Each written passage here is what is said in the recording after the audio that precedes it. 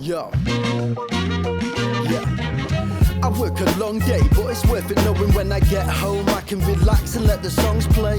First I check my account, see that I got paid, then pour myself a tall one and neck the lot straight.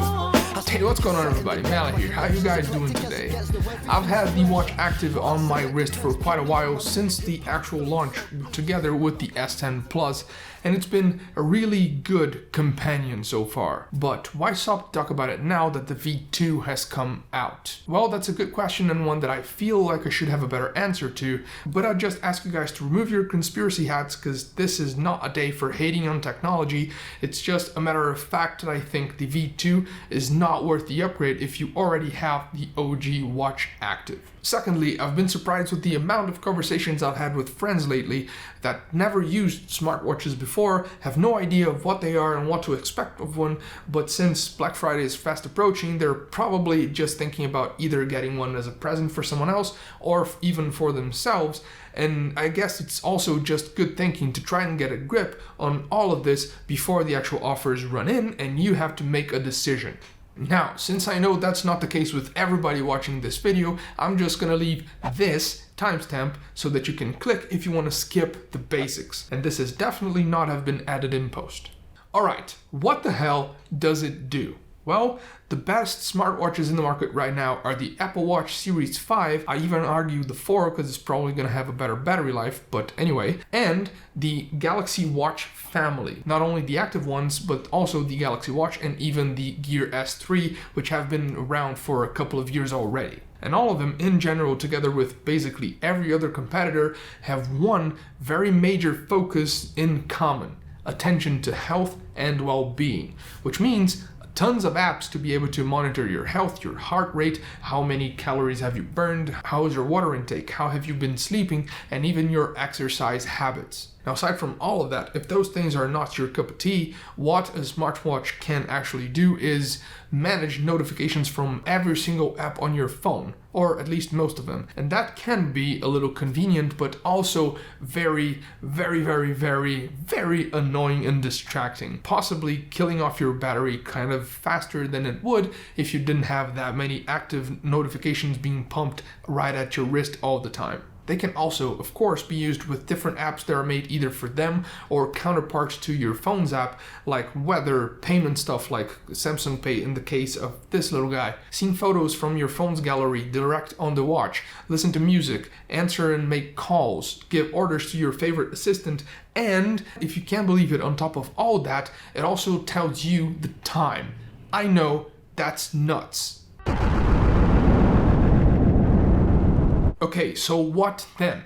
For people who have grown accustomed to using their phone in their pockets with a normal regular watch on their wrists, what would you actually be getting with one of these guys that you already don't have, since most, if not everything that this can do, your phone also can. Yeah, it is convenient not to have to take your phone out of your pocket to check if that notification is from something that you should be giving attention to at that moment or not, but it's not exactly something that I feel is that life-changing for most people. And yeah, it is pretty damn cool that something this small on your wrist can alert emergency contacts if you end up taking a fall, and alert you if you have some weird stuff going on with your heart rate, and help you keep your health in check. But I'm all but certain that most of this came out from the same realization we just got to a minute ago. Why would and how much would anybody be willing to pay for a smartwatch that would just basically make it a tad more convenient sometimes to check notifications, since everything else that it can also do aside from all the health things,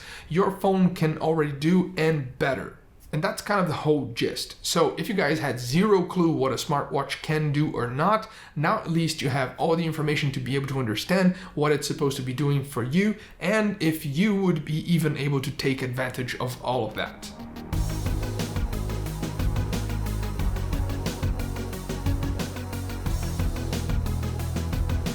Now, let's actually talk about the Watch Active and the V2 just for kicks, because why not, right? So first things first, what actually differentiates one from the other? Well, the V2 has an updated sensor array on its back that's supposed to be better and more precise with measuring all those heart and health things. together with giving you the option to get yourself an ECG on the go if you so desire. Now, two things important to note here. First, shout out to the guys that copied the ECG thing from the Apple Watch, and I'm not hating on that because it's really, really flipping cool that you can have something like that on your wrist through something as small as a watch. And it's awesome that the Android side of things finally get access to it. But secondly, that ECG thing is not exactly in the V2 already because it depends on a software update to roll it down the road. Now, to put that sensor array and all those options on your wrist, the V2 comes in two different sizes. A new, bigger 44mm version and another 40mm just like the OG.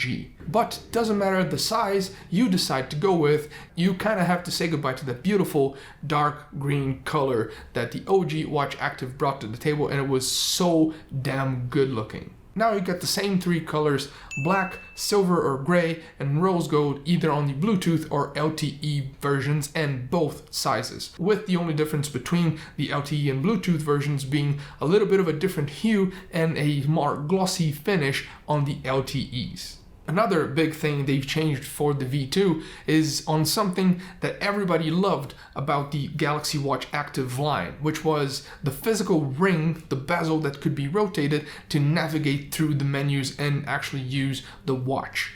And Samsung, in a bold but apparently misguided move, stripped that away from the OG Active watch, but probably because of the backlash, or maybe just to be able to differentiate the V1 from the V2 even more, they kind of brought it back, but not in the same way, because now instead of a physical dial around the display, you have the bezels actually being a capacitive ring. And the last big difference, which is definitely not something I think has anything to do with hardware on the V2, is the fact that you can use the new app to take photos of anything, and the app will turn on that photos into patterns that you can use as wallpapers for your smartwatch, which I know are called watch faces. And that's it. That's actually kind of really it. Aside from these three things, everything that was good about the OG Active Watch is still here, and from every other thing that they could have improved upon, they basically focused on stuff that are kind of just for show. The OG Watch Active already had around 3 days worth of battery life for me with a bunch of notifications during the day, and that's awesome. But the V2, even with a bigger model, hasn't really improved in any major way on battery life, hence why Samsung has already stated that it's kind of largely unchanged in that aspect. Both of them are water resistant enough so that you can take a plunge in the pool and actually swim around, even getting to use them to help you get your pacing in the water a little bit better and higher up. Integration between the watch and all the Samsung ecosystem and anything Android is actually just the same as with the OG, so no difference between them. And finally, both the OG and the V2 are smaller, lighter, and less of a hassle to use on your wrist every day compared to the bigger brothers of the Galaxy Watch and the Gear S3, which is awesome because it makes the experience of actually using it kind of like it's not even there. Couple of minutes with it on your wrist and you're probably gonna forget that it's there unless you're actually getting buzzed from notifications. That alone made using it a breeze. And since I also got accustomed to actually managing which apps would be able to notify me through the watch either way, I could be certain that only stuff that could actually have important notifications would buzz me on my wrist. Everything else, all the crap that you get from all those other apps you never really use, get swept off to the side and do not intrude.